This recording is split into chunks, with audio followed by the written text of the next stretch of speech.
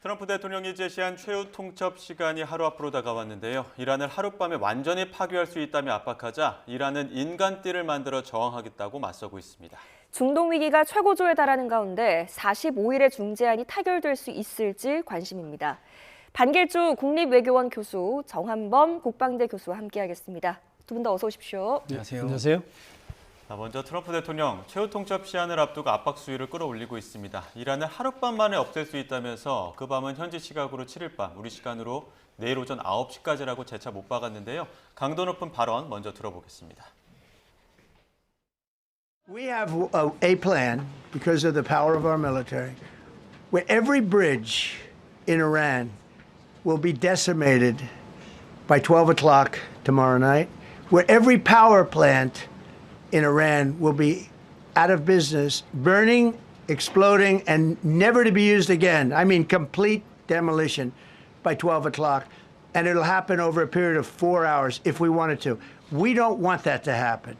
We may even get involved with helping them rebuild their nation. And you know what? If that's the case, the last thing we want to do is start with power plants, which are among the most expensive things, and bridges. 네, 강공 가능성에 대한 언급이 있었고요. 화면에 나오지 않았지만 헤그세스 국방장관까지도 그 강한 전투 가능성, 공습 가능성에 대해서 굉장히 강도 높은 발언을 하기도 했습니다. 결국에는 협박성 메시지, 압박성 메시지라고 봐야겠죠. 그렇죠. 지금까지 최후 통첩을 여러 번 했는데 이것이야말로 진정한 최후 통첩이라는 얘기를 한 거죠. 시간을 명확히 명시를 했고 예. 그 작전을 4시간 동안 쏟아붓듯이 하겠다는 식으로 언급을 했잖아요. 그러니까 분명히 최후 통첩으로서의 그 강도는 가장 높다고 볼 수 있고, 다만 이 기자회견에서 군사력을 최대치로 이제 투입하겠다는 얘기뿐만 아니라 협상의 가능성, 이런 측면에서도 언급한 게 있어요. 이란 측이 좀 성실하게 임하고 있다는 측면. 그러니까 여전히 기대는 좀 하고 있는 상황.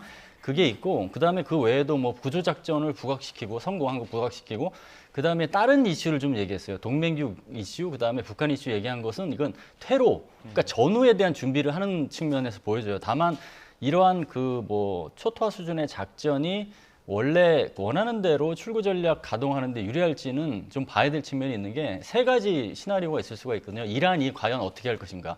이 초토화 작전을 통해서 이란이 사회적으로도 분열하고 군사적으로도 완전히 분열을 해서 결국은 자연스럽게 미국이 테러로 나가도 되는 상황이 될 수도 있고, 아니면은 많은 산업시설이 무력화됐지만 그래도 호르무즈 장악력은 있어서 그게 결국은 미국이 바로 테러로 나가기에는 좀 부담이 되는 그런 상황이 될 수도 있고, 마지막은 실제로 엄청나게 타격을 가했지만 저항 능력이 어느 정도 살아있고 호르무즈 장악 능력까지 살아있다면 테러로 나가기가 더 힘들어진 상황이 될 수 있거든요. 그 3가지를 다 따져봐야 될 것 같습니다. 네, 어떻게 보십니까? 공격 유예 시한을 앞두고 이렇게 압박을 가하고 있는 모습, 정말로 공습을 가할까요? 글쎄요, 저는 약간 좀 희망적으로 보고 있는데, 트럼프 대통령 성향을 보면 본인이 초조하면 자꾸 이제 말이 바뀌고 이런 스타일인데, 지금 보면 협상 시한으로 못 박았던 시한에서 이제 더 이상 유예를 얘기하지 않고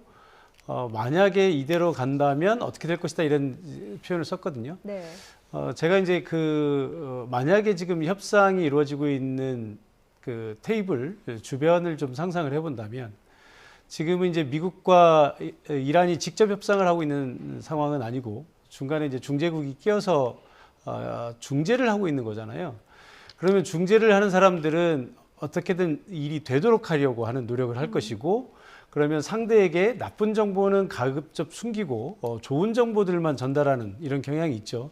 그러면 이제 아마도 트럼프 대통령이 뭐 하루를 더 연장하고 또 그 전에도 뭐 며칠을 더 연장하고 이런 과정에서 보면 중재국들이 지금 얘기가 좀 어느 정도 되고 있으니 조금만 더 기다려라. 만약에 여기서 또 타격을 해버리면 네. 지금 쭉 쌓아놓은 것이 물거품이 될 수가 있다. 그러니까 조금만 더 참아라. 이런 식으로 얘기를 했을 가능성이 높고, 그럼 트럼프 대통령이 그 말이 맞느냐, 보장할 수 있느냐, 그럼 좋다. 그럼 내가 하루 더 연장하겠다. 뭐 이런 식의 얘기가 왔을 가능성이 높아요. 그런데 이제 지금 협상 시한을 거의 이제 하루 정도 남겨놓은 상황인데, 지금 상황에서 이제는 정말 이제 들어간다라고 얘기를 하는 것은 협상이 어느 정도 타결이 되고 있는 과정이기 때문에 아마 자신감 있게 그리고 이제 이런 얘기들은 뭐 어차피 이 협상력을 높이기 위해서 이제 저런 얘기들 계속 해왔던 거잖아요. 그러니까 뭐 4시간 안에 할 수 있다 이런 것들은 능력을 과시함으로써 상대방의 양보를 끌어내는 것이고 지금 이제 구체적으로 협상 시한이 임박했음에도 불구하고 저런 얘기를 한다는 것은 트럼프 대통령이 정말 극단적으로 보면 아 진짜 이제는 다 쏟아붓고 나가버리겠다. 뭐 그냥 뭐 이판사판이다. 뭐 이렇게 생각하지 않는 한은 아마도 협상이 어느 정도 진전이 있다고 보기 때문에 더 이상 그런 얘기는 하지 않는 것이 아닌가 이렇게 좀 예측을 해봅니다. 트럼프 대통령이 본인이 SNS에 그 교량을 폭파시키는 장면을 공개하기도 했었고 또 발전소 공격을 예고하기도 했습니다. 이런 가운데 지금 기자회견에서 이런 것들 국제법상 전쟁 범죄 아니냐 했더니 전혀 아니다라고 얘기했거든요. 근데 이러한 발언이나 이러한 행동들이 결국에는 퇴로를 더 좁히는 그런 행동들은 아닐까요? 트럼프 대통령은 전쟁 범죄 아니다라고 얘기는 했지만 사실은 전쟁부 차원에서 이게 전쟁법을 검토를 안 할 수가 없거든요. 민간인과 그다음에 전투원을 구분하지 않는 공격은 사실은 이 국제법의 위반이고 정의의 전쟁 원칙에도 어긋나기 때문에 다 알고 있을 겁니다. 근데 다만 이것을 그 부담이 최소화하는 방향으로 어떤 식으로 할지 고민을 하는 발언 측면에서 얘기를 했다 그렇게 봅니다. 예를 들어서 이건 전쟁 문제가 아니다라는 것을 명확하게 하기 위해서 어떤 식의 공격을 할 것인지 인명 피해를 최소화하고 부수적 피해라고 하죠. 부수적 피해를 최소화하는 방안을 어떤 식으로 했다. 즉 공격한 이후에 전쟁 범죄에서 자유로운 여지를 남길 그런 것도 같이 고려하는 의식을 드러낸 발언이라고 봅니다. 네. 민간 시설을 타격하는 것 자체가 국제법 위반의 소지가 있고 여기에 만약에 민간인들의 피해까지 더해진다면 국제사회에서의 비판은 걷잡을 수 없을 것 같은데요. 지금 이란 내부에서 청년들에게 발전소 주변에 인간띠를 만들려고 촉구하고 있다 이런 소식이 전해집니다. 만약에 이게 실제로 동원될 가능성이 있다고 보시는지 정말로 민간인들이 동원된다면 트럼프도 움직이기 좀 부담스럽지 않겠습니까? 그렇습니다. 예, 그 전쟁이라고 하는 게 사실 뭐 우리가 막연히 생각할 때는 뭐 아무 일이든 다 할 수 있는 것처럼 생각되지만 사실 전쟁을 하는 것도 다 사람이 하는 것이고요. 그 사람들 인간이라고 하는 것은 기본적으로 어떤 이제 두려움이나 그 미래에 대한 불안감 이런 것들이 이제 다 있는 거죠. 그래서 국제법을 어겨가면서 노골적으로 어겨가면서 한다는 건 사실 쉬운 일은 아니죠. 네. 그래서 트럼프 대통령한테도 지금 민간 시설에 대한 폭격 이런 얘기들은 본인이 공언한 것만큼 그렇게 쉬운 일은 아닐 겁니다. 미국 내에서도 아마 이제 지금까지는 뭐 트럼프 대통령이 워낙 이제 예스맨들을 좋아하기 때문에 뭔가를 얘기하면 뭐 됩니다라고 얘기를 하면서 이런 옵션들이 있습니다라고 가져왔을 가능성이 높죠. 그러나 실제 이게 이제 폭격으로 들어간다 그러면 사실 트럼프 대통령뿐만 아니라 그 밑에 있는 참모들도 이런 정치적인 책임을 져야 될 가능성이 높아요. 그러니까 미국은 물론 이제 미국이라고 하는 초강대국의 대통령이기 때문에 국제법을 위반했다고 해서 사실 실제로 국제사회에서 미국의 대통령을 어떻게 할 수 있는 수단은 사실상 없는 거죠. 그렇지만 그것이 항상 보장된다고 볼 수는 없어요. 그러니까 미국 내에 예를 들어서 뭐 야당 그러니까 추후에 만약에 정권이 교체가 되게 되면 새로운 정부가 들어서서 미국 국내법으로 이걸 처리할 수도 있는 것이고요. 또 트럼프 대통령은 대통령이니까 어떻게 그냥 넘어간다 하더라도 그 밑에 있는 참모들은 나중에 정치적인 책임 또는 사법적 책임을 져야 될 가능성이 굉장히 높습니다. 그러니까 이런 것들을 고려한다면 트럼프 대통령이 공언하는 것만큼 다 할 수는 없다. 거기에 이제 더해서 만약에 이제 인간띠를 두르게 된다면 그것을 알면서 전 세계의 모든 언론과 여론들이 다 지켜보고 있는데 그걸 보면서 노골적으로 민간인은 우리는 뭐 얼마든지 죽여도 괜찮다라고 거기를 폭격하기는 아마 굉장히 어려울 거라고 생각이 됩니다. 특히 이제 미국 내 여론이 그것을 용납하기는 쉽지 않을 거라고 생각을 합니다. 지금 말씀하시면서 인간띠 저희 그래픽 준비한 걸 보면 이제 내일 오후 2시라고 되어 있는 게 우리 시간으로 따지면은 내일 당장 오전 9시입니다. 최후 통첩 시한에 만약에 트럼프 대통령이 발전소를 공격을 하게 된다면 우리는 인간띠를 만들어서 방어하겠다. 이렇게 결국에는 강대강 대치로 가는 상황인데 이런 가운데 전 세계의 눈은 이 중재안을 둘러싸고 과연 협상의 결과가 어떻게 될 것인가 이 부분에 쏠리고 있습니다. 45일 휴전을 포함한 중재안을 받아든 트럼프 대통령은 만족하진 않지만 중요한 진전이라고 평가하기도 했는데요. 이 목소리도 들어보시죠. Entire proposal from this morning. I've seen every proposal you can imagine. They've made a proposal, and it's a significant proposal. It's a significant step. It's not good enough, but it's a very significant step. They have made, they're negotiating now, and they've made a very significant step. We'll see what happens. They've been negotiating, I think, in good faith. We've had total regime change. You know, the people there now are much more reasonable than the lunatics that you had in phase 1 and phase 2. 중재안부터 좀 짚어볼까요? 일단 당장 호르무즈부터 열고 45일 휴전한 다음에 종전 합의하자 뭐 이런 내용인 것 같아요. 그렇죠. 2단계 종전 아니죠. 가자 지구 전쟁의 유사 어떤 모델인 거로 보이지는데 1단계 일단 충성부터 멈추고 휴전을 하자. 그다음에 그 휴전하는 기간 동안에 종전을 위한 다양한 어떤 그 노력을 통해서 영구 이제 그 전쟁을 이제 마무리하자라는 식인데 이게 쉽지가 않죠. 일단은 근데 이제 지금 상황에서 약간 진척을 이룬다고 보는 것은 기존에 미국이 15개 이제 그 요구 조건이 있고 이번에 이란이 새롭게 제시한 10개 조항이 있잖아요. 거기에 보면 이란 측에서 긍정적으로 볼 부분은 부각시킨 게 과거 이제 침략국 규정이라는 부분 그거를 이제 부각시키지 않았어요. 그러면 미국 입장에서 약간 여지가 생기는 것이고 그다음에 극한의 어떤 요구 조건의 간극에서 좀 좁혀지고 있는 게 이란 재건이라는 파트. 거기에는 약간 좁혀지고 있어요. 공통분모로. 그거는 이제 사실은 협상의 진전을 이루는 긍정적인 측면이라고 볼 수는 있는데 다만 두 가지 측면에서 또 한계가 있는 게 여전히 미국은 휴전을 강조하고 있고 그다음에 이란은 종전을 강조하고 있잖아요. 그게 이제 2단계냐 1단계냐 그 차이가 있는 것. 그다음에 마감 시한으로 정한 게 너무 촉박하다.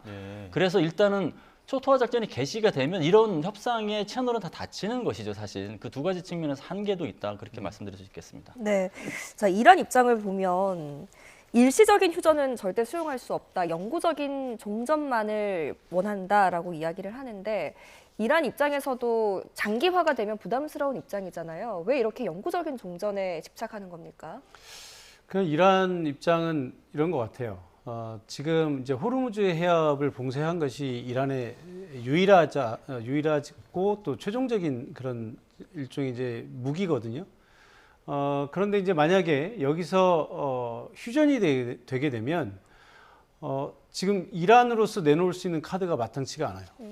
그러니까 휴전도 그냥 이루어질 수는 없는 것이고, 뭐 예를 들어서 48시간 무조건 휴전, 뭐 이런 것들은 어느 정도 단기적이기 때문에 무조건적이기 때문에 가능하겠지만 지금 이렇게 뭐 45일간 휴전 이런 장기로 들어가는 건데 만약에 이란이 여기서 호르무즈 해협 개방이라는 카드를 여기서 써버리게 되면 나중에 종전 협상 때 쓸 수 있는 카드가 없어지는 거죠. 그리고 또 만약에 여기서 호르무즈 해협 개방을 내놓지 않으면 휴전을 하고 45일간 종전 협상을 할 건데 그 종전 협상 동안 내내 이 호르무즈를 봉쇄를 해야 되는 거예요. 네. 그럼 이란 입장으로서도 상당히 부담스러운 상황이 되는 거죠. 그러니까 이 지금 호르무즈 해협 봉쇄라고 하는 것은 이란이 과거에 써보지 않던 카드예요. 그러니까 그 말로는 뭐 그런 얘기들을 더러 한 적이 있지만 실제로 호르무즈 해협을 봉쇄해서 이게 국제사회 전체를 대상으로 해서 이렇게 한 적은 없었거든요. 그런데 이란으로서도 지금은 이제 미국의 공격이라고 하는 다소 우리가 이제 중간자적 입장에서 보면 사실상 국제법 위반에 가까운 이런 공격이었거든요. 그러니까 협상이 어느 정도 진전되고 있는 상황에서 미국의 일방적인 공격이었기 때문에 사실 이제 국제법 논란이 분명히 있을 수 있습니다. 그러니까 이런 상황에서는 이란도 이제 최고 지도자를 폭격으로 잃었고 이런 상황이니까 이란이 저렇게 극단적인 행위를 하더라도 국제사회가 이란을 탓하거나 비난할 수 있는 여지가 별로 없어요. 우리도 왜 어떤 사인이 어떤 행위를 할 때 뭐 가족들이 다 한꺼번에 죽었다든가 이런 데서 그런 행위들이 나올 때는 다 동정심이나 그 상황을 감안하는 그런 측은지심이 생기잖아요. 근데 지금 이란도 지금 그런 상황이거든요. 그런데 만약에 이게 이제 휴전이 이루어지고 45일 내내 저것을 저렇게 호르무즈를 볼모로 잡고 있다고 한다면 미국과는 전쟁이 잠시 멈췄는데 이란이 실제로 그 대립하고 있는 것은 그 외 다른 나라들하고 대립을 해야 되는 거거든요. 그럼 굉장히 어려운 상황에서 이 다른 나라들한테 조금만 기다려달라, 우리가 종전 협상할 때까지 기다려달라 이렇게 얘기하기는 어려운 거거든요. 예. 그러니까 이란 입장에서는 빨리 한 번에 모든 것을 해결하는 것이 유일한 해법이다 이렇게 보는 것 같습니다. 지난 기자회견에서도 트럼프 대통령에게 그 질문이 갔습니다. 호르무즈 해협 개방이 빠진 합의 가능하냐라고 했더니 그거는 굉장히 매우 큰 우선순위다라고 얘기를 했거든요. 결국에는 이란 쪽에서도 호르무즈 해협과 관련돼서는 최우선순위에 있을 텐데 누구 하나가 좀 공간을 열어줘야 얘기가 풀리는 거 아닙니까? 그렇죠. 이제 미국에게 이제 호르무즈 해협 개방이 다른 것보다 우선순위로 참 올라온 것은 아이러니해요, 사실은. 예. 원래 목표에 있었던 건 아닌데, 근데 이란이 카드를 그렇게 활용하다 보니까 그게 중요한 게 된 거예요. 근데 지금 상황에서 미국 입장에서도 호르무즈 해협 개방이 필요하다고 판단하는 게 저는 한 3가지 정도로 이제 볼 수 있을 것 같은데, 첫 번째는 어쨌거나 미국은 출구 전략을 통해서 중동에서 나가겠다는 의지는 확실해요. 예. 근데 호르무즈 해협이 봉쇄된 지금의 상황, 특히나 이란이 주도권을 강하게 장악하는 상황에서 나가버리면 그게 사실은 명분 없는 출구, 그냥 혼자 탈출해버리는 게 되잖아요. 예. 그러니까 출구 전략에 결국은 도움이 안 된다. 지금 상황보다는 조금 진전을 시켜놔야 된다. 그게 결국은 퇴로 가는데도 도움이 된다. 이런 판단이 있는 것 같고, 두 번째는 어쨌거나 미국은 지금 국제 정치의 그 리더의 자격이 있는 위치예요. 전후에 이 호르무즈 해협을 완전히 방관하거나 전혀 남의 그 공간으로 놔두면은 사실은 국제적 리더십에도 치명타가 있거든요. 그러니까 네. 결국은 떠날 때 떠나더라도 국제 리더십 유지 차원에서라도 목소리를 내는 게 필요하고 어느 정도 변화를 만들어내야 된다 이렇게 생각을 하는 것 같고, 세 번째는 이번 그 기자회견에도 언급을 했지만 석유 장악 의지가 있잖아요. 베네수엘라 유사하게 석유 장악하겠다는 의지가 있는데, 베네수엘라 비슷하게 석유로 어떤 안보, 석유의 자원을 장악하려면 호르무즈 해협을 나몰라라 해서는 안 되잖아요. 사실 연관되는 지점이 네. 있기 때문에 네. 그 3가지 의도를 가지고 사실은 우선순위를 높였다. 그 부분에 주목을 해야 될 것 같습니다. 네. 예. 트럼프 대통령은 기자회견에서 이런 질문도 받았습니다. 이란을 통행료 부과하는 방식으로 끝낼 생각이 있느냐라고 하니까 미국이 하는 건 어떠냐, 우리가 승자인데 왜 우리라고 못하겠느냐라고 이야기를 했거든요. 근데 미국이 통행료를 부과하기에는 현실적으로 가능성이 많이 낮죠. 트럼프 대통령은 뭐 다 가지고 싶어 하잖아요. 뭐 그린란드도 가지고 싶어 하고, 뭐 베네수엘라 석유도 미국 거다 이렇게 뭐 얘기하고 그렇기 때문에 아마 저것은 이제 그 어떤 논리적인 일관성을 가지고 쭉 얘기하던 것이 아니라 갑자기 그 얘기가 툭 튀어나온 것 같아요. 네. 그러니까 뭐 어제도 이제 기자회견을 하면서 보면은 뭐 갑자기 북한 얘기도 나오고 김정은 얘기도 나오고 그러면서 또 바이든 얘기도 툭툭 튀어나오잖아요. 그러니까 트럼프 대통령의 어떤 그 사고의 흐름 이런 것을 그냥 보여주는 것이 아닐까 이렇게 생각을 하고요. 예. 다만 뭐 이렇게 생각하지 않겠습니까? 아마 트럼프 대통령이라고 하면 저는 가능성은 없다고 봅니다만 만약에 국제사회가 용인하고 가능하다고 하면 할 겁니다. 그래서 심지어 지금 이런 상황에서는 그럼 이란과 우리가 컨소시엄 해서 통행료 받아서 이란 반 갖고 우리 반 갖자. 아마 이 정도도 충분히 가능할 수 있는 그런 사고를 가졌지 않나 이렇게 보고 있는데, 그건 이제 어디까지나 트럼프 대통령 개인의 생각이고요. 네. 뭐 여러 가지 국제사회의 규범이나 또 미국 내의 뭐 국내법에 의해서도 아마 저런 것들은 쉽게 이루어지기는 어렵다 이렇게 생각이 듭니다. 정 교수님도 지적해 주신 것처럼 트럼프 대통령이 워낙 이렇게 튀는, 어디로 튈지 모르는 그런 발언들이 있다 보니까 과연 그 의미는 무엇일까, 거기에 대해서는 해석들도 많이 나오는 것 같습니다. 특히 트럼프 대통령이 또다시 우리나라를 공개 언급하기도 했었는데요. 대국민 연설 이후에 닷새 만에 호르무즈 파병 반대에 대한 불만을 표출한 겁니다. 이 관련 목소리도 준비했습니다. 듣고 오시죠. And it's not just NATO. You know who else didn't help us? South Korea didn't help us. But we have 45,000 people, soldiers, in harm's way in right next to Kim Jong-un with a lot of nuclear weapons. 나토에 대한 불만 표출은 굉장히 여러 번 강하게 표현했지만 이번에 이제 나토 이후에 또 한국을 콕 집어서 이야기한 부분에 대해서는 좀 어떻게 해석해 봐야 될까요? 저 부분은 첫 번째는 우선은 그 전후에 동맹 재설계, 재관리를 하겠다라는 메시지를 담았는데 거기에서 나토를 많이 지금까지 부각시켜 왔습니다. 거기에서 한국을 포함했다는 것은 아시아 동맹도 거기에서 자유롭지 못하다라고 하면서 불만을 표출하면서 설계, 동맹 재설계 대상이 될 수 있다는 것을 언급한 게 있고요.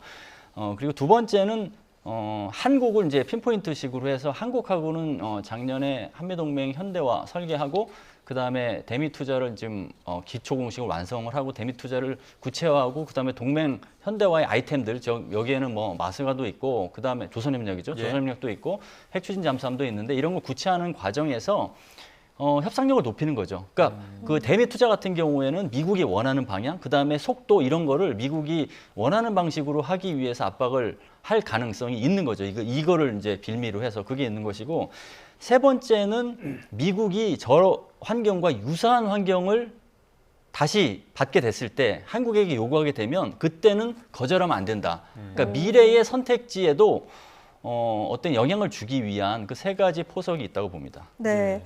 트럼프 대통령의 언급 중에는 수많은 핵무기를 가진 김정은 위원장으로부터 보호해주고 있는데 이런 이야기를 했습니다. 자, 이 워딩만 보자면 일단 북한을 핵 보유국으로 인정하고 있느냐 이런 또 해석이 나오더라고요. 어떻게 보세요? 글쎄요, 이제 그건 약간 그 회색지대. 그러니까 그 북한의 핵 문제에 대해서는 트럼프 대통령은 약간 모호한 입장을 취하는 것 같아요. 그러니까 실제로 북한이 핵을 가지고 있다라는 것을 인정해서 뭐 뉴클리어 웨펀 스테이트라고 얘기할 수는 없고 그렇지만 이제 핵을 가진 것이 또 사실이기 때문에 그걸 약간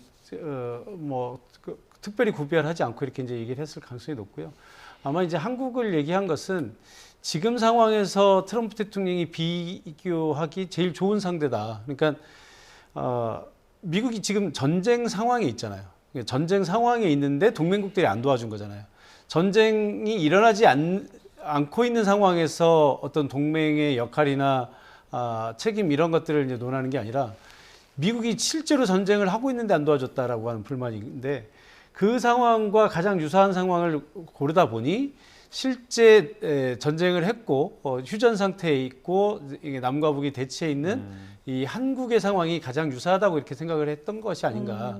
그래서 예를 들면 뭐 일본이나 호주를 들먹이면서 얘기하기에는 뭔가 좀 비유가 누가 들어도 그게 딱 와닿지 않거든요. 그런데 한국은 현재 북한과 적대적으로 대치하고 있는 상황인데 그 위험한 핵무기가 있는 그 위험한 상황에서 우리 미국이 거기 들어가서 지켜주고 있다. 네. 그런데 우리 미국이 이렇게 이란과 위험한 상황에서 대치하고 있는데 왜 동맹국들이 도와주지 않느냐라고 하는 그 논리를 설파하기 위해서 아마 이제 한국이 가장 좋은 사례다 이렇게 생각했던 것이 아닌가 이렇게 생각이 듭니다. 예, 향후에 또 이 지금 부분을 가지고 어떤 또 지렛대를 삼아서 어떤 협상을 해야 될지도 봐야 될 것 같고요. 호르무즈 해협 이야기 조금 더 해보겠습니다. 호르무즈 해협에서 이란 언론 보도였는데 지난 24시간 동안 16척의 선박의 해협을 통과를 했다 이렇게 발표를 했습니다. 그러니까 선별적으로 지금 통행이 이루어지고 있다 이런 보도였는데 여기에 대해서는 어떻게 해석해 볼 수 있을까요? 우선 개전 초보다는 호르무즈 해협을 통과하는 선박이 조금씩 늘어나는 것은 사실이에요. 그것을 긍정적으로만 또 볼 수 없는 부분이 있습니다. 뭐냐면은 폐쇄된 공간이 이제 약간 개방의 공간으로 가는 것이냐 아니면 이게 이란의 통제 능력이 더 강화되는 것이냐라고 봤을 때 후자의 속성이 있는 것이거든요. 그래서 이거는 결국은 이 선별 통행 체제가 이제 가고 있다는 것은 네 가지 측면에서 이제 어떻게 보면 우려의 지점이라고 볼 수 있는데 첫 번째는 호르무즈 해협에 대한 그 해양 통제권을 이란군이 결국 이란이 장악하고 있다. 그거는 앞으로 이렇게 장악하게 되면 이게 공고화될 가능성이 있기 때문에 이걸 어떻게 풀어내야 되는가 숙제가 되고 있다라는 것이고 두 번째는 새로운 프로토콜을 얘기를 했잖아요. 이게 새로운 프로토콜이랑 연결되는 측면에서 보면 이렇게 척수를 늘리는 것도 새로운 프로토콜을 정착시키기 위한 여건 조성이다라고 봤을 때는 이게 국제사회 사실 국제법 위반의 이런 거를 완전히 고착시키려고 하는 그런 의도도 있는 분이기 때문에 그걸 좀 주목해야 되는 부분이 있고 미국 입장에서는 또 불편한 게 결국은 호르무즈의 장악력이 높아지는 것은 대미 협상력도 높아지는 거잖아요. 예. 그러니까 협상력이 높아지는 상태에서 협상력이 양측이 다 똑같다 그러면 협상의 여지가 더 줄어들어요, 사실. 그런 부분도 있고 마지막으로는 이란이 결국은 지금 호르무즈 해협을 봉쇄함으로써 국제사회하고 대결 구도가 되고 있는데 이렇게 선별적으로 통항을 해주면 그 대결 구도를 약간 잠식시킬 수 있잖아요. 그 이란의 레버리지가 높아지는 측면으로 역이용하는 측면이 있기 때문에 이거를 좀 통과하는 척수가 많아졌다고 긍정적으로만은 볼 수 없는 여지도 있다 이렇게 말씀드릴 수 있겠습니다. 예. 네. 이런 가운데 일본 해운사 선박이 세척제 통과했습니다. 근데 또 일본 측에서는 통과할 수 있었던 이유는 공개하지 않고 있거든요. 그러니까 우리와 가까운 나라다 보니까 일본도 통과했으니 우리도 얘기가 잘 통하면 우리도 통과할 수 있지 않을까 이런 기대감이 있었는데 이게 일본과 우리 선박을 단순 비교할 수 있는 부분은 또 아니라면서요. 예, 뭐 이것을 일본은 되는데 왜 한국은 안 되느냐 이런 차원에서 이제 접근할 수도 있지만 사실은 좀 이제 깊이 들어가 보면 그런 차원은 아닌 것 같고요. 그러니까 일본의 선박이라고 하지만 실제로 알고 보면 다른 나라와 공동 소유이거나 또는 선박의 국적이 또 다른 나라이거나 이런 경우인 것 같아요. 지금 보니까. 뭐 이제 선박의 경우는 아마 우리 시청자 여러분들도 많이 들어보셨을 텐데 뉴스 브리핑이 나가다 보면 파나마 선적에 뭐 이런 문구들이 많이 나올 때가 있어요. 예. 그러니까 이제 이게 해운사들은 국제 통항을 많이 하다 보니까 가능한 비용을 줄이기 위해서 이제 세금이나 이런 것들이 가장 싼 나라를 찾아서 그 나라의 선적을 등록을 하거든요. 그러니까 우리도 왜 개인도 주소지를 서울에다 할 수도 있고 경기도나 지방에다 할 수도 있는 것처럼 그렇게 이제 선적을 파나마 같은 데다 해놓으면 이제 그 예를 들어서 파나마 운하를 통행한다든지 뭐 이런 여러 가지 경우에 이제 세금을 이제 적게 낼 수 있는 거죠. 그런 이유로 지금 일본의 선박들 중에서 지금 이제 통과를 한 선박들은 보면 인도와 공동 소유를 하거나, 그러니까 인도는 지금 이란과 굉장히 우호적인 나라 중에 하나예요. 또는 뭐 다른 나라의 선적을 두고 있는 이런 선박들인 것 같아요. 그래서 이게 일본 정부의 노력으로 이렇게 이루어진 것이 아니고 아마도 이제 개별 선박의 개별적인 접촉이 이란 측과 이루어지면서 이게 지금 이루어진 것이 아닌가. 그러니까 이제 뭐 다카이치 수상 같은 경우는 사실 어떻게 보면 이게 본인의 치적처럼 보일 수 있는데 이거 굳이 내 치적 아니다 이렇게 얘기할 필요가 없으니까 일부러 말을 안 하는 거 아닌가. 또 이제 이런 추측도 나오고 있는 것 같습니다. 예.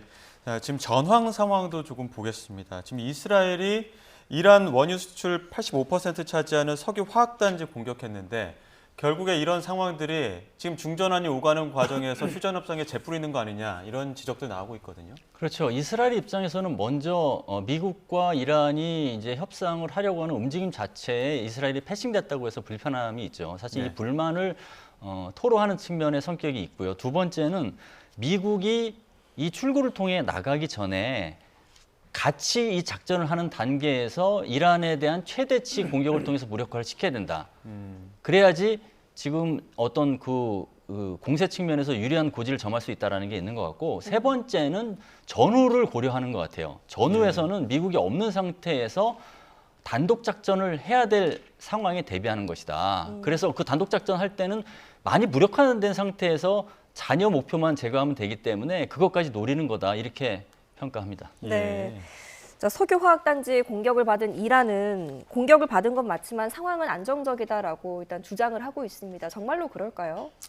뭐 그건 이제 이란의 얘기이기 때문에 우리가 뭐 다 믿을 수도 없는 거고요. 그렇다고 전체를 다 안 믿을 수도 없는 것인데 어쨌든 이제 그동안의 이제 전황을 보면 양측의 주장이 다 맞지는 않아요. 결국 그래서 그 중간 어디쯤이 아닐까. 그러니까 이스라엘은 본인들의 성과를 극대화시키려고 할 것이고 이란은 또 본인들이 건재함을 알리려고 할 것이고 그런데 이제 어쨌든 이스라엘의 의도는 이란과 미국이 협상을 하는 것을 네. 좀 회방 놓는 게 가장 큰 의미가 있지 않나. 그러니까 어쨌든 이란 입장에서는 미국의 공격을 받아서 전쟁을 하고 있는 거잖아요. 그런데 지금 여기서 휴전을 하려고 하면 내부에서 반발이 클 겁니다. 그러니까 아마 지금 협상파들이 이 협상에 대해서 얘기하고 있는 가운데 혁명수비대를 비롯한 강경파들은 항전의 의지를 계속해서 이제 얘기를 할 거고요. 우리가 길게 끌고 가면 우리한테 유리하다. 이제 이런 얘기들이 많이 나올 거예요. 네. 그러면서 이제 뭐 우리가 그 협상파들을 대개 이제 변절자나 배반자로 몰아가는 경우들이 흔히 있지 않습니까? 그런데 이제 이런 상황에서 협상파들이 어느 정도 자꾸 설득을 해서 진전이 되고 있는데 만약에 이런 식으로 이스라엘이 계속해서 공격을 하게 되면 내부에서 협상파들의 설득력이 점점 줄어들잖아요. 그러니까 결국 이제 그 강경파들이 득세하도록 이런 고도의 심리전이 있다. 그러니까 그걸 보면 지난번에 이제 그 라리자니를 암살한 것을 보면 그걸 네. 이제 단적으로 볼 수 있는데 우리가 정말로 상황을 끝내고 싶은 사람이라면 상대방의 온건파의 운신의 폭을 넓혀주면서 강경파들을 제거하는 것이 순리 아니겠습니까? 그런데 오히려 협상파 내지는 이제 대화가 통하는 사람으로 알려져 있는 라리자니를 제거했다고 하는 것은 예. 그만큼 이 이란 내에서 미국과 협상할 수 있는 사람들을 제거함으로 인해서 전쟁이 끝나는 것을 방해하려고 하는 그런 의도가 굉장히 컸다 이렇게 봐야 될 것 같습니다. 그럼 이 혁명수비대 정보수장이 사망한 부분은 강경파를 제거함으로써 온건파에 좀 힘을 실어주는 그런 부분이라고 봐야 되는 겁니까? 아니 그건 아니죠. 이제 강경파를 제거하게 되면 또 강경파 내부에서 강한 반발이 나오지 않겠습니까? 네. 그럼 이제 온건파들이 나가서 협상하는 것도 굉장히 좀 힘들어지겠죠. 힘들어지겠죠. 네. 자, 혁명수비대 정보수장이 사망한 이후에 무스타바 하메네이가 공개적으로 규탄하고 애도를 표했습니다. 근데 이번에도 결국 모습은 드러내지 않고 SNS로만 이런 표현을 했거든요. 전쟁이 끝날 때까지 모습을 보이지 않을 건가 봐요.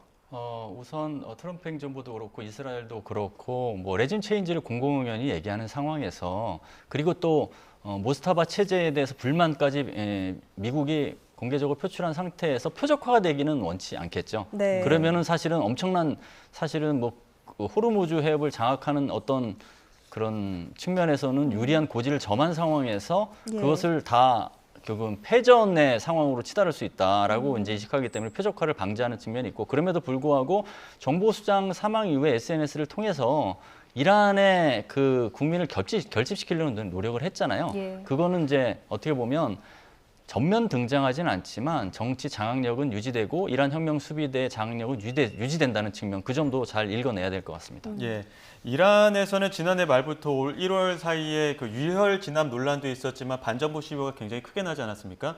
트럼프 대통령이 그때 당시에 반정부 시위대를 향해서 이제 무기를 보냈는데 쿠르드족 중간 단체가 가로챘다 이런 이야기를 했는데 이건 왜 지금 이 시점에 나온 걸까요?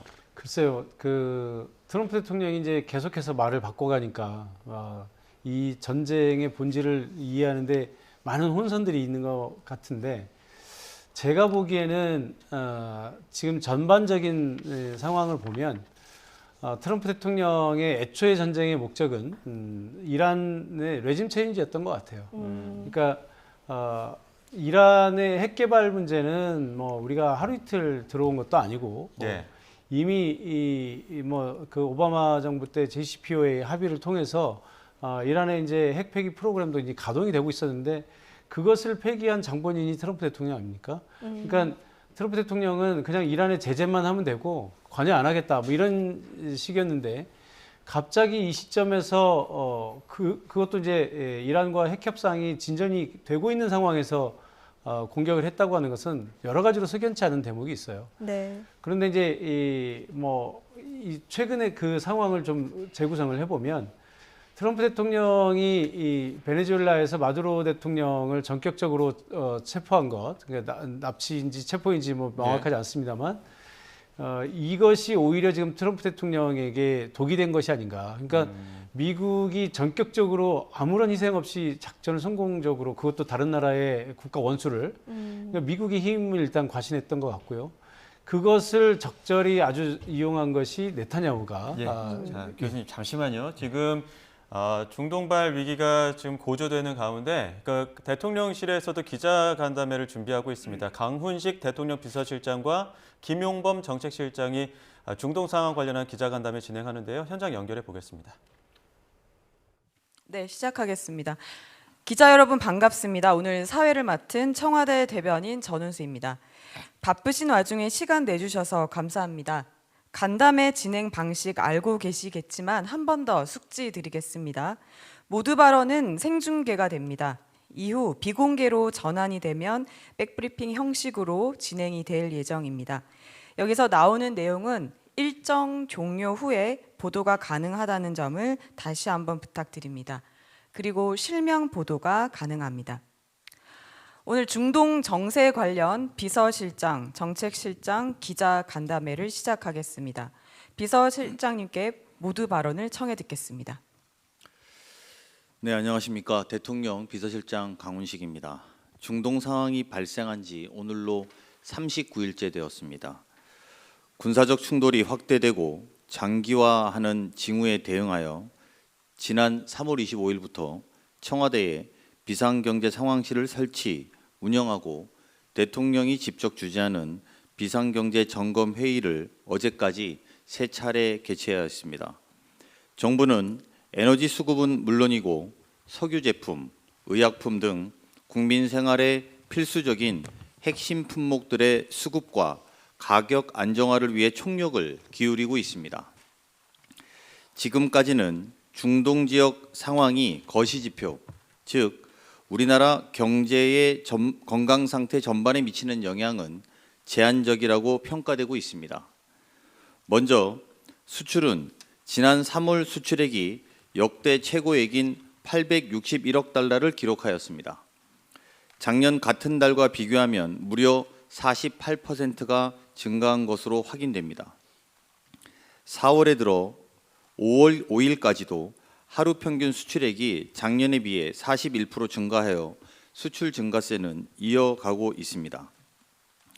수출과 함께 국내 경제를 지탱하는 핵심 축인 소비도 견조한 흐름을 유지하고 있습니다. 3월 신용카드 사용 금액이 7% 증가한 데 이어서 4월에는 두 자릿수인 13.1%를 13.1% 상승하였습니다. 다만 거시경제 지표가 호실적을 기록하고 있지만 비상 상황이 이미 한 달 이상 지속되고 있고 그 여파가 얼마나 갈지 모르는 위기인 것은 분명합니다. 따라서 현 시점에서 가장 시급하고 중요한 과제는 민생 경제에 미치는 영향을 최소화하고 국민들의 일상생활에 필수적인 품목들의 공급을 안정적으로 관리하는 것이라고 생각합니다. 우리 경제는 중동 지역으로부터 도입되는 석유와 나프타에 크게 의존하고 있습니다. 의존도가 높은 만큼 석유와 나프타 수급에 애로가 있는 것도 사실입니다. 정부는 지난달에 UAE와 2,400만 배럴 규모의 원유를 다른 나라보다 최우선적으로 공급받기로 합의하였습니다. 실제로 UAE에서 출발한 원유와 나프타가 우리나라 항구에 순차적으로 도착하고 있습니다. 하지만 작년 기준으로 호르무즈 해협을 통한 도입 의존도가 원유는 61%, 나프타는 54%에 달하는 우리 경제 특성상 중동 상황이 완전히 해결되기 전까지는 대체 공급선을 확보하는 노력이 절실히 필요한 상황입니다. 저는 전략경제협력 대통령 특사로 산업통상부 등 관계부처와 국내 에너지 기업들과 함께 원유와 나프타 추가 확보와 관련된 협의를 위해 오늘 저녁 출국해 카자흐스탄, 오만, 사우디에 방문할 계획임을 알려드립니다. 특히 정부 고위급 협의가 말잔치로 끝나지 않도록 실제로 석유와 나프타 등을 도입하는 기업과 긴밀히 협의하고 유조선이나 석유 제품 운반선이 국내 항구에 도착하기 전까지 필요한 지원을 아끼지 않을 방침입니다. 최근에 언론 등을 통해 수급 불안에 대한 우려가 지적된 의약품, 의료기기, 의료 제품 등이 안정적으로 공급될 수 있도록 가용한 정책 수단을 총동원하고 있습니다. 수액제 포장재, 주사기 등을 제조하는 업체에 원료인 나프타, 플라스틱 수지 등을 우선 공급하고 매점 매석 등 시장 질서를 훼손하는 불법 행위를 근절하기 위해 사재기 방지 신고센터 운영, 도매업자 등에 대한 행정지도 등을 적극적으로 시행하고 있습니다. 그 외에도 정부는 요소수, 페인트, 종량제 봉투 등 핵심 품목의 수급과 가격 동향을 실시간 신호등 시스템으로 확인하고 있습니다. 이상 징후가 확인되면 유통 단계상 문제점은 없는지, 대체 공급선은 무엇인지, 신속한 수급을 위해 가능한 규제 완화 방안은 없는지 전방위적으로 해결 방안을 찾고 필요한 조치를 신속하게 시행하고 있습니다. 특히 제품을 생산하거나 공급받는 기업과의 간담회를 실시하고 보관, 유통 현장을 직접 방문해 확인하는 노력을 통해서 점검 결과가 실상과 괴리된 탁상 공론이 되지 않도록 최선을 다하고 있습니다. 한편 호르무즈 해협 안쪽에서 대기하고 있는 우리나라 국적 선박 26척에 대해서는 탑승하고 있는 선원들의 안전을 최우선시한다는 전제하에 선사의 입장, 또 국제적 협력 구도 등을 고려하면서 안전하게 해협을 통과할 수 있는 방안을 마련하고 있습니다. 국민 여러분들께서는 정부의 노력을 믿고 정상적인 일상의 경제 활동을 영위해 주시기를 당부드립니다. 물론 어려운 에너지 수급 상황을 감안하여 생활 속에서 실천할 수 있는 에너지 절약에는 적극 동참해 주시면 위기 상황이 보다 순조롭게 극복될 수 있을 것입니다. 마지막으로 위기 상황에 편승해 국민들에게 불안을 유발하는 가짜뉴스, 조작 정보 등의 유포 행위는 국가 시스템의 정상적인 작동을 저해하는 중대한 범죄 행위라는 점을 다시 한번 강조합니다. 위법이 확인된 경우에는 고발 등 엄정하게 조치되도록 하겠습니다. 감사합니다. 네, 모두 발언 감사합니다. 네, 정부 목소리 듣고 오셨는데요. 에너지 수급 상황이 경제 전반에 미치는 영향이 지금 당장은 제한적이라고 평가를 하지만 위기인 것은 분명하다라고 점검하고 있는 것 같습니다. 자, 그에 대한 대책으로 지금 사우디와 오만, 알제리에 원유 특사 보내는 방안 검토 중이라는 이야기를 하고 있는데 실제로 실효성이 있을까요? 일단 원유 특사가 이제 뭐 사우디, 오만 뭐 이런 얘기가 나왔는데 그 국가의 이제 현장에서의 여러 가지 협의 이런 것을 차원에서의 유의미한 것뿐만 아니라 범정부 노력을 통합하는 그런 어떤 그 채널이 될 수 있잖아요. 네. 그리고 사실 업무를 통합해야지 사실은 여러 가지 뭐 안보 이슈도 있지만 에너지 이슈, 경제 이슈 다 있는데 이게 통합적인 체제를 통해서 그 정보를 바탕으로 협의를 하면 유리하잖아요. 그런 측면에서는 유의미하다고 보고요. 뭐 대체 항로를 빨리 이제 만드는 게 필요하겠죠. 그러니까 UAE 뭐 푸자이야라고